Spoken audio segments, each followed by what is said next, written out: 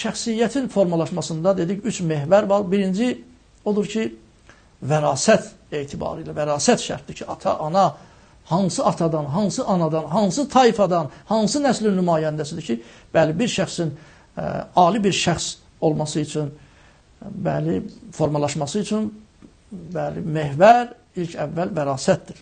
İkinci, ona təlim edən, yol göstərən müəllim. Ki, müəllim böyük rol oynayır ki, bir şəxs, bir şəxsiyyət kimi formalaşsın, bir ali bir şəxs olsun, cəmiyyətdə sevilən, üstün bir ali şəxs olsun.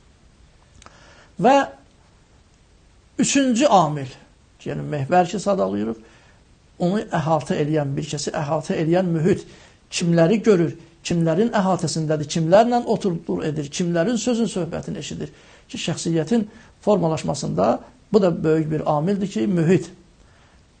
Bizim dövrümüzdə çox olur ki, görürsən ki, övladlar öz ata-anasından çox öz dostlarının xasiyyətini götürürlər. Dostlarına, ətrafına oxşayırlar. Onların əxlaqını mənimsəyirlər. Onların sözlərini, adət-ənənələrini mənimsəyirlər.